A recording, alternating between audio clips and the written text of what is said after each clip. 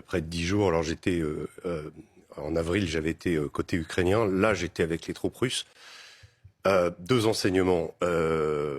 Ils sont absolument déterminés. Ils ont énormément d'armes, énormément.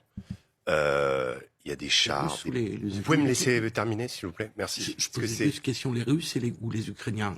Les deux, mais en tout cas les Russes, on avait dit, j'ai entendu sur des plateaux plusieurs fois qu'il manquait de munitions, que les troupes étaient démoralisées. Non, le discours de Poutine, il marche à fond avec ses troupes, en tout cas. Moi, j'ai passé du temps avec ses soldats. L'écho, on en parlait hier soir, de la Seconde Guerre mondiale est permanent. C'est-à-dire c'est une sorte de forme structurante, c'est-à-dire qu'ils vivent la guerre de leur grand-père finalement. Et c'est peut-être quelque chose que pendant des années on a un peu ignoré. Mais en tout cas chez eux c'est extrêmement fort.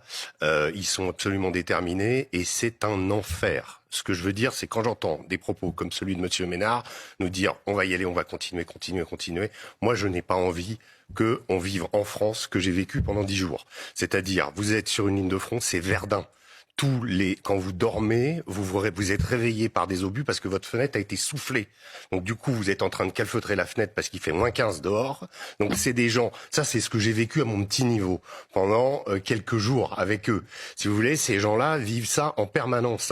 On est arrivé la dernière journée dimanche, on était sur un poste avancé vraiment sur la ligne de front.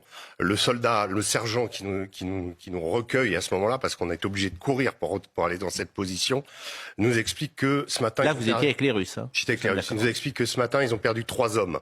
Les 3 hommes, ils sont là dans le truc. Il nous dit on peut pas aller les récupérer parce que ça tire trop, vous comprenez. Et en effet, on est dans la ligne de mire d'un char ukrainien qui est à 500 mètres en face. Donc on est en train de se calfeutrer dans une grange. Ce sergent me dit ça et je lui dis mais j'imagine qu'à un moment vous faites des trêves pour récupérer vos hommes. Moi j'ai déjà vu ça en Syrie, même avec des djihadistes, l'armée d'Assad qui dit bon bah voilà on va mettre les hommes qui sont morts et vous allez les récupérer. Là il me dit non, il n'y a pas de trêve. Il n'y a jamais de trêve, il n'y a jamais d'accord. Il y a juste un petit soupçon d'humanité qui arrive sur le coup de midi et demi. Tout à coup, les bombardements se calment un petit peu.